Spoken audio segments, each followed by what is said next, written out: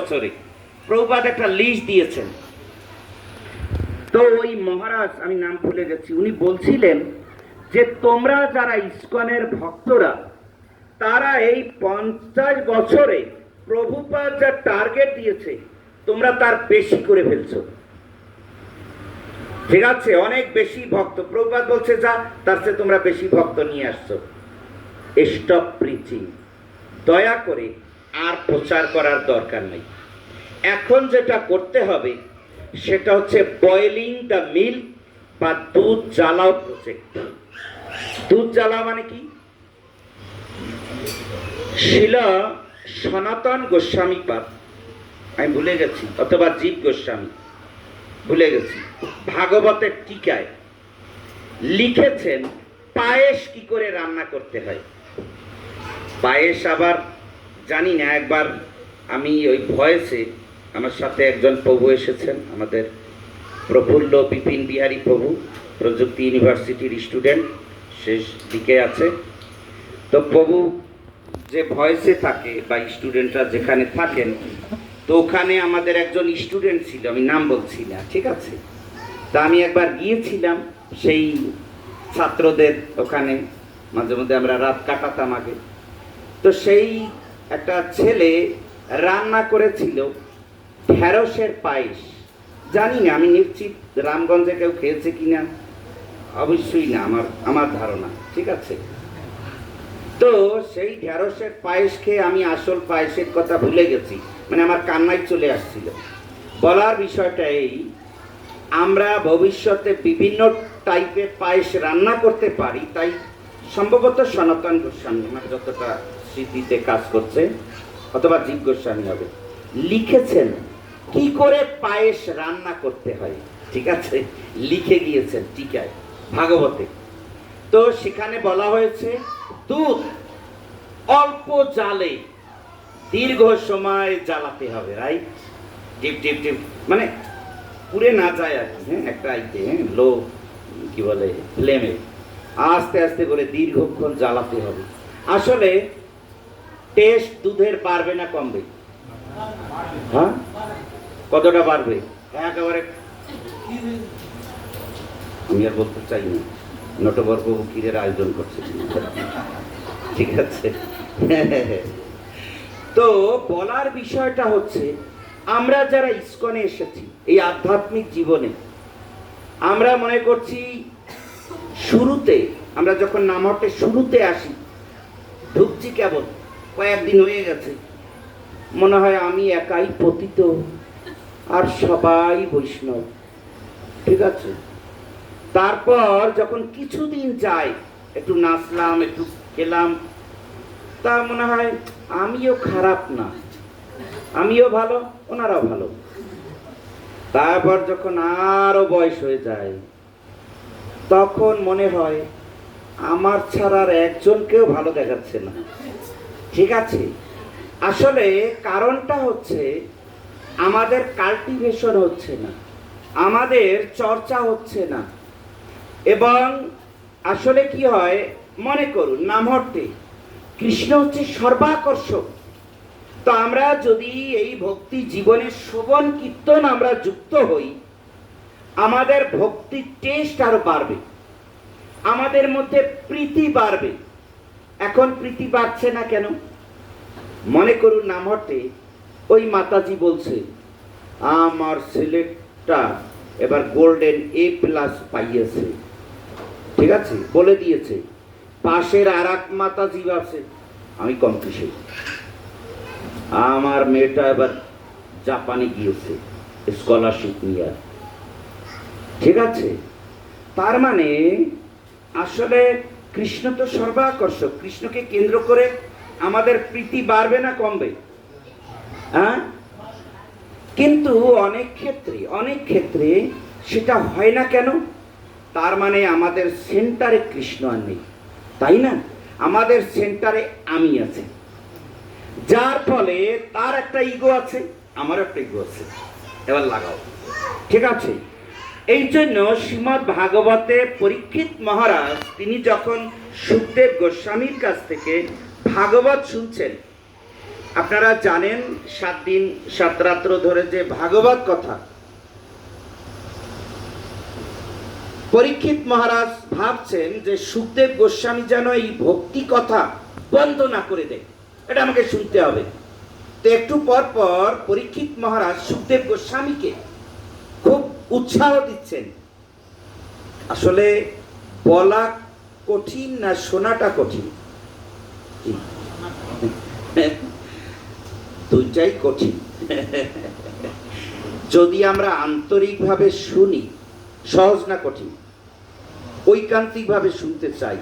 আচ্ছা, জপ, আমি ভাগবত কথা ছেড়ে দিলাম, জপ মানে ভালোভাবে জপ করা সহজ না কঠিন? কার কার কাছে সহজ মনে হয় হাত তুলুন। অসাধারণ, হরি বাবু। কিন্তু বেশিরভাগই উঠছে না কেন হাত? হ্যাঁ, তার মানে অনেক কঠিন মনে হয় নাকি? হ্যাঁ, আমি জানি না অন্যের কথা। আমাকে যে জপমালা দিয়েছে, এর চেয়ে যদি বলতো তুমি এই 2টা গরু দিলাম, হাল চাষ করো, আমার মনে এটা আরো বেশি সহজ। হরে কৃষ্ণ। কারণ কি, এই যে জপ করতে চাই, অনেক চ্যালেঞ্জ। ঠিক আছে, অন্তত গরুকে যদি বলি ডায় ডায়, ও ডানে যাবে, কিন্তু আমার মন ও ডানে বললে বামে দৌড়ে। সহজ না কঠিন? কতটা কঠিন! আসলে কেউ যদি ভালো মানের জব করে, সে হারে হারে বুঝতে পারবে এটা কত চ্যালেঞ্জের। হ্যাঁ, যেভাবে অর্জুন বলছেন, হে কৃষ্ণ, তুমি যদি বলো আমার এই কাণ্ডীপের এই যে বান, আমি বাতাসকে পর্যন্ত বন্ধ করে দিতে পারি, কিন্তু আমার মনকে বন্ধ করতে পারছি না। চঞ্চলং হি মন কৃষ্ণ প্রমাথি বলবদ্রীর। আমি যখন হরে কৃষ্ণ করি, তখনই মনে হয় দুনিয়ার সব চিন্তা আমার এখানে হাজির হয়ে গেছে। ঠিক আছে, কি করা উচিত? প্রচুর চিন্তা। কি করা উচিত? ছোট্ট একটা ডায়েরি খাতা নেবেন। ডায়েরি খাতা নিয়ে জপের আগে যত চিন্তা আছে, এই মন বলো কি কি তোমার প্ল্যান আছে, এখনই লিখে ফেলি, ডট ডট ডট ডট। এইবার মনকে বলবেন, ইয়েস, সব হয়ে গেছে, আর কিছু নেই তো, এবার বন্ধ, এই দিলাম, এই ধরলাম, আর কোনো ডিস্টার্ব নাই। হরে কৃষ্ণ। আসলে কি হয়, অনেক কঠিন, তাই না? যারা সত্যিকার অর্থে জপ করে। তো বলার বিষয়টা কোন জায়গা থেকে আমাদের গাড়িটা চলছিল? কোন জায়গা থেকে গাড়ি চলছিল? হ্যাঁ, হ্যাঁ, বাবা মনে রেখেছে ঠিকই। হ্যাঁ, বলার বিষয়টা হচ্ছে, পায়েস যত আস্তে আস্তে জ্বালাবে তার টেস্ট বাড়বে। ভক্ত গোষ্ঠী যখন ভগবানকে কেন্দ্র করে আমাদের এই যে শ্রবণ কীর্তন, আমরা ভক্তির টেস্ট পাওয়া শুরু করব। তো যার ফলে এই মানে ভাগবত কথা সবার কাছে একরকম না। ঠিক আছে, যারা ভাগবতে খুব সুন্দর একটা শ্লোক আছে, ভাগবতের কথা বা ভগবানের কথা কার কাছে কেমন? ভাগবতে বলছে, নিবৃত্ত তর্ষ উপগীয় মানব ভবৌ সদস্যত্র মনোভিরামত কৌতম শ্লোক গুণানুবাদাত পুমান বিরাজ্যেত বিনা পশুঘাত। ভাগবত বলছে, যারা মুক্ত পুরুষ, শুদ্ধ আত্মা, তারা ভাগবত কথা সবচেয়ে আনন্দ পায়। আমাদের কাছে কেমন? ভবৌষধ, ঔষধের মতো। আমরা যারা ভক্ত ইস্কনে আছি, ভাগবত কথা কেমন? ঔষধ। সবসময় মিষ্টি লাগে, বিশেষ করে আয়ুর্বেদিক ঔষধ বেশিরভাগই তিতা, তাই না? কেমন লাগে? অত ভালো লাগে না। প্রভু কখন পাঠ শেষ করবে, ঔষধের ঘন্টাটা কেমন পাচ্ছে, ঠিক না?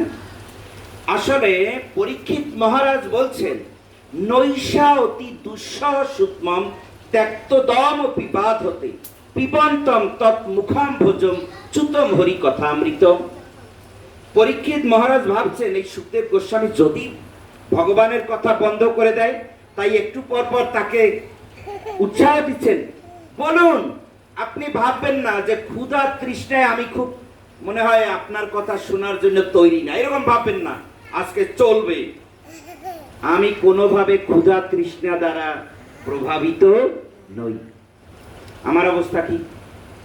চলবে এরকম? অসম্ভব ব্যাপার। এই জন্য হরি বলে একটা আসছে, কপাল ভালো, নতুবা আমাকে থেকেই যেতে হতো। বলার বিষয়টা হচ্ছে এই, আমরা ভক্তরা যখন কৃষ্ণ কথা নিরন্তর শ্রবণ করবো, এই জন্য আমাদের যখন দীক্ষা হয় আমরা খুব উৎসাহ ফিল করি, ইস্কনে আসছি। কিন্তু যদি আমরা ভগবানের কথা শ্রবণ কীর্তন না করব, তাহলে আমরা আস্তে আস্তে ভক্তির টেস্ট হারিয়ে ফেলবো।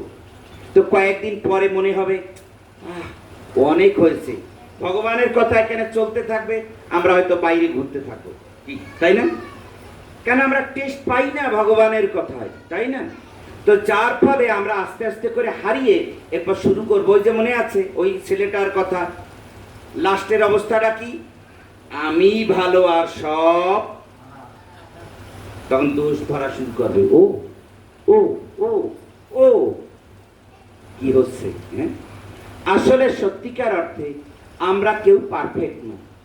লক্ষ্মী দেবী যখন ক্ষীর সমুদ্র থেকে বেরিয়েছেন, হাতে একটা মালা নিয়েছেন, কাকে পরাবে কাকে পরাবে কাকে পরাবে, বর খুঁজছে, দেখছে এর এইদিকে ভালো এইদিকে নাই, এর আবার এইদিকে ভালো আছে আবার ওইদিকে নাই, এরকম করে করে সবাইকে পরীক্ষা করেছেন, দেখেছেন কেউ পারফেক্ট না। লাস্টে একজন পারফেক্ট, নারায়ণকে পরিয়ে দিয়েছেন, রাইট? তা আসলে আমরা অনেক সময় যদি আমরা সত্যি, আমি যদি খুদ ধরি, কার দোষ আছে? কেউ দোষ থেকে মুক্ত না, কি তাই না? আমাদের কিছু অসম্পূর্ণতা আছে, কিন্তু আমরা যদি নিরন্তর এই নাম অর্থে, নটবর প্রভুর আনুগত্যে, বা এই যে নাম অর্থে যারা আছে, যারা সিনিয়র আছেন, তাদের আনুগত্যে আমরা যদি কন্টিনিউ ভক্তি অনুশীলন করি, আমরা যদি ভগবানের কথা শ্রবণ করি, আস্তে আস্তে করে আমাদের অনর্থ দূর হবে এবং কৃষ্ণে আমাদের রুচি লাভ হবে। হরে কৃষ্ণ। তো সেজন্য আমাদের এই নামহট্ট খুব গুরুত্বপূর্ণ, কেননা ভগবান দেখতে চান আপনি বাড়ি বসে গ্রন্থ পড়তে পারেন কিনা, কোনো দোষ আছে? আচ্ছা, বাড়ি বসে এই নামহট্টে যা যা কার্যক্রম হয় বাড়িতে বসে করা যায় কিনা? এখানে আসার দরকার কি? কি এখানে আসার দরকারটা কি? ইয়েস, গুড, এটা ভালো। ভাগবতে 10 জন প্রচেতা, তারা দীর্ঘকাল ভগবানের আরাধনা করেছেন।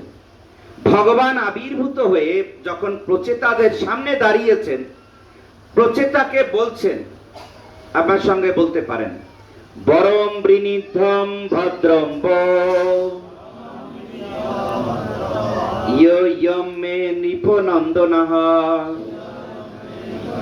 সৌহার্দেন পৃথক ধর্মা তুষ্টয়হম সৌহৃদেন বা। ভগবান আবির্ভূত হয়ে প্রচেতাদের প্রথম যে কথাটি বলেছিলেন, তুষ্ট অহম, আমি তোমাদের প্রতি সন্তুষ্ট হয়েছি। কি কারণে? তোমরা 10 ছেলে, 10 মানে ভাই, এক জায়গায় 10,000 বছর তপস্যা করেছ, একসাথে থেকেছ। আসলে একসাথে থাকা সহজ না কঠিন?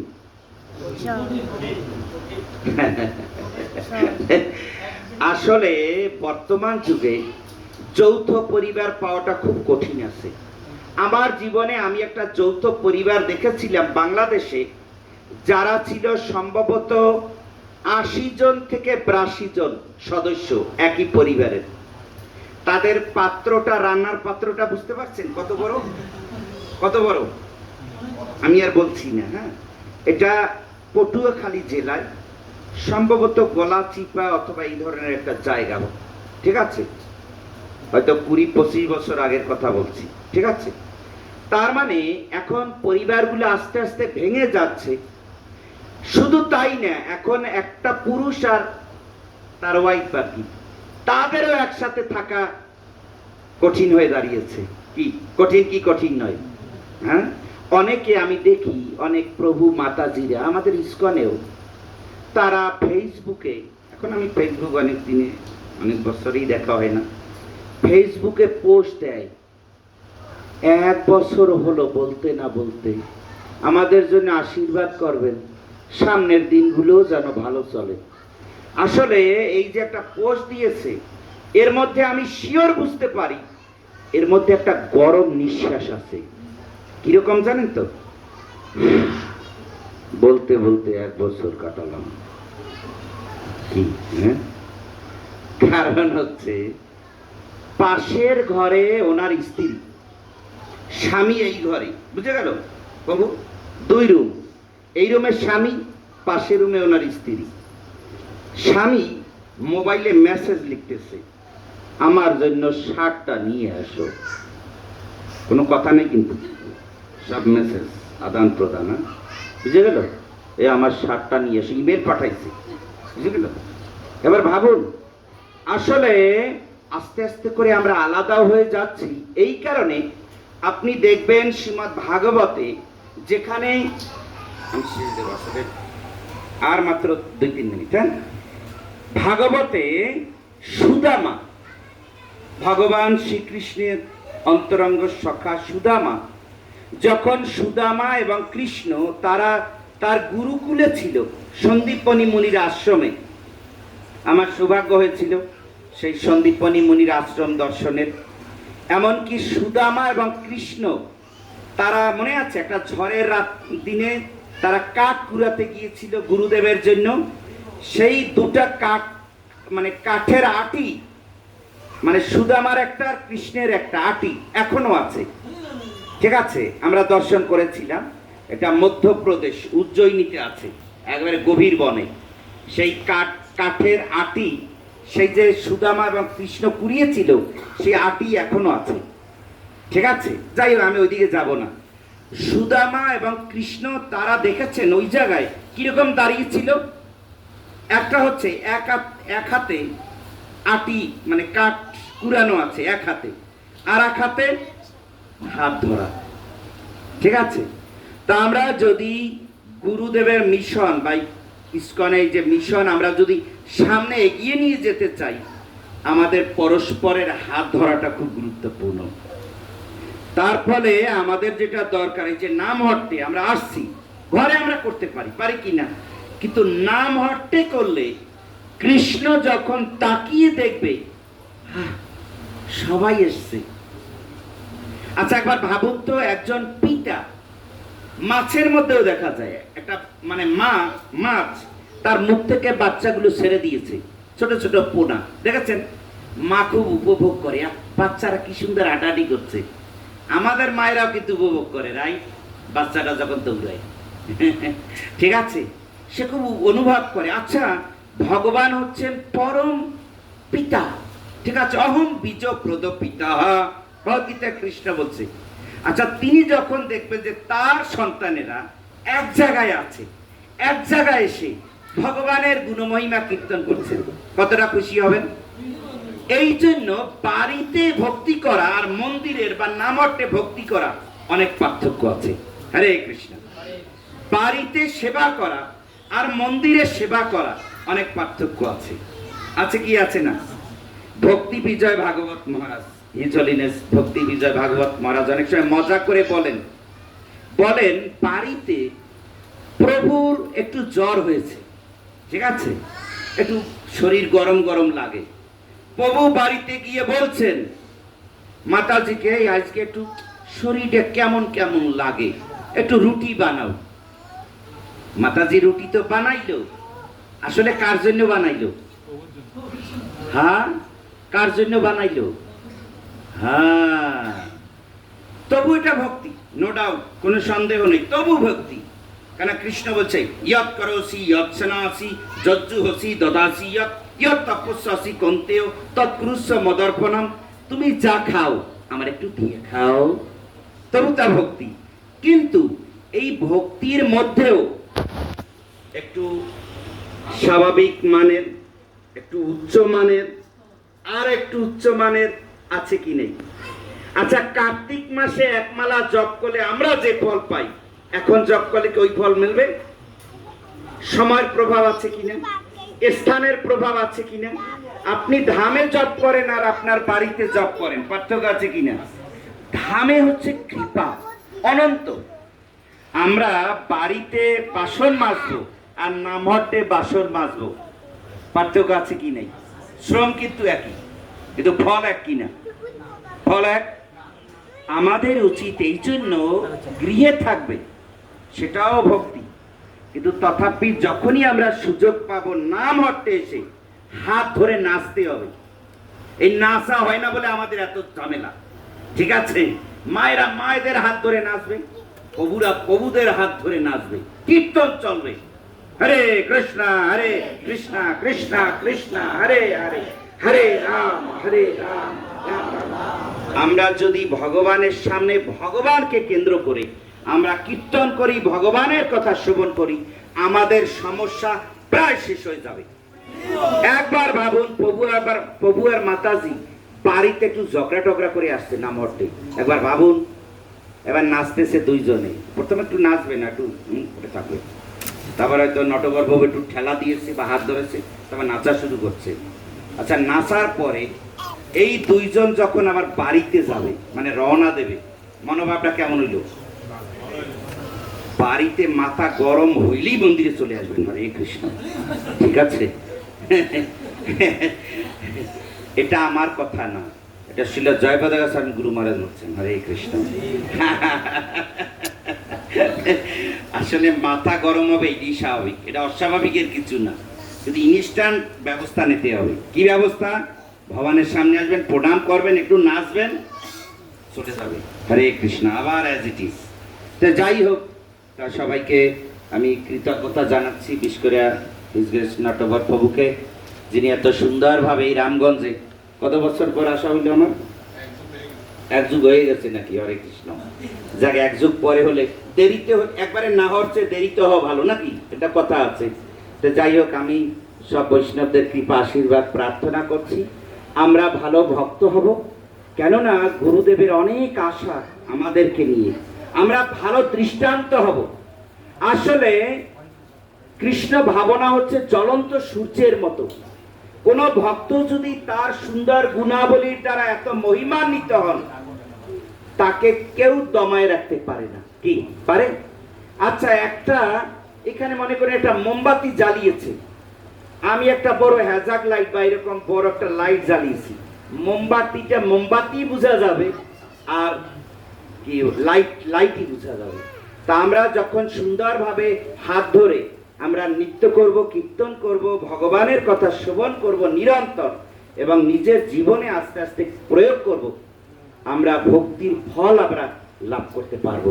এবং আমরা সত্যি আমরা শিল প্রভুপাদের কাছে ঋণী যে তিনি এরকম একটা সোসাইটি তৈরি করেছেন। আমি আজকে চাঁদপুরে বলেছিলাম যে ইসকনের মন্দিরে লাইট, ফ্যান আর সাউন্ড সারা বছর চলে, কিন্তু হয়তো অনেক মন্দিরে দেখবেন সারা বছর লাইটও চলবে না, ফ্যানও চলবে না, শুধু কার্তিক মাস ছাড়া, রাইট?